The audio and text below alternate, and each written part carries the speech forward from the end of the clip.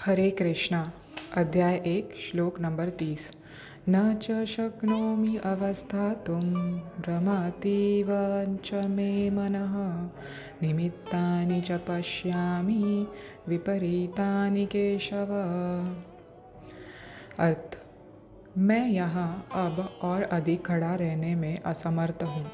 मैं अपने को भूल रहा हूँ और मेरा सिर चकरा रहा है। हे कृष्ण, मुझे तो केवल अमंगल के कारण दिख रहे हैं। तात्पर्य: अपने धैर्य के कारण अर्जुन युद्ध भूमि में खड़ा रहने में असमर्थ था और अपने मन की इस दुर्बलता के कारण उसे आत्मविस्मृति हो रही थी। भौतिक वस्तुओं के प्रति अत्यधिक आसक्ति के कारण मनुष्य ऐसी मोहमयी स्थिति में पड़ जाता है।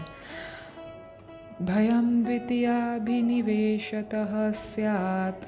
भागवतम 11.2.37। ऐसा भय तथा मानसिक असंतुलन उन व्यक्तियों में उत्पन्न होता है जो भौतिक परिस्थितियों से ग्रस्त होते हैं।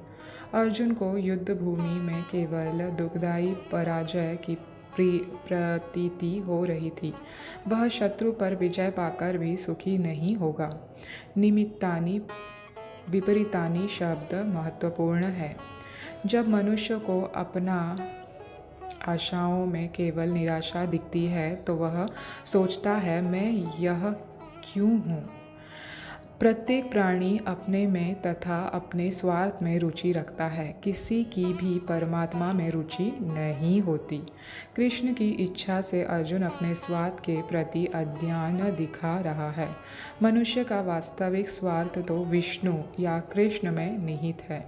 बद्ध जीव इसे भूल जाता है, इसीलिए उसे भौतिक कष्ट उठाने पड़ते हैं।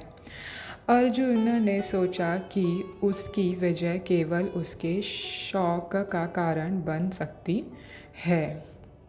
तो ये था तात्पर्य। यहाँ पे दोस्तों मुझे रामायण की एक चौपाई बहुत याद आ रही है इस श्लोक पे। वो कुछ इस तरह से है: मंगल भवन अमंगल हारी द्रवहु सुदशरथ अजिर बिहारी। जो मंगल करने वाले और अमंगल को दूर करने वाले हैं वो दशरथ नंदन श्री राम है। वो मुझ पर अपनी कृपा करें। दोस्तों, चिंतन नहीं भगवत चिंतन की आवश्यकता है। इस श्लोक में यही बताया गया है। स्वार्थ में रुचि नहीं, परमात्मा में रुचि होनी चाहिए। तुलसी बाबा कहते हैं, तुलसी भरोसे राम के निर्भय होके सोए, अनहोनी होनी नहीं, होनी हो सो होए।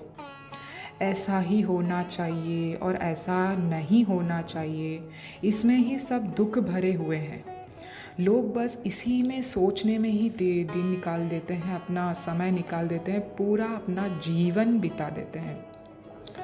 शरीर पालन के लिए तो चिंतन करने की ज़रूरत ही नहीं है, पर शरीर छूटने के बाद क्या होगा इसके लिए चिंतन करने की बहुत ज़रूरत है। परमात्मा में रुचि, भगवत स्मरण में लौकिक परलौकिक सभी समस्याओं का समाधान है।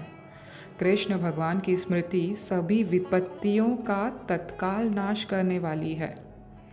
तो इससे हम क्या अनुमान लगा सकते हैं दोस्तों कि हमेशा हमको यही प्रार्थना करना चाहिए कि हे नाथ, हे कृष्ण, मैं आपको कभी नहीं भूलूं।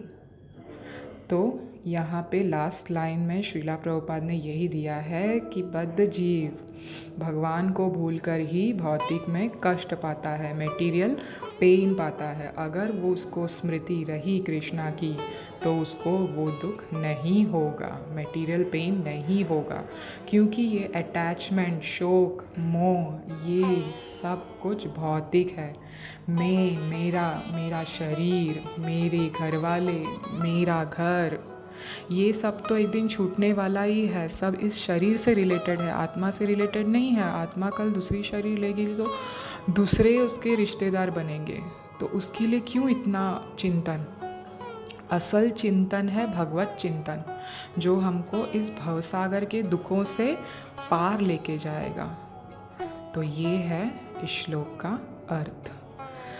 हरे कृष्ण कृष्ण कृष्ण हरे हरे, हरे राम राम राम हरे हरे। श्री कृष्ण भगवान की जय। श्रीला प्रभुपाद की जय।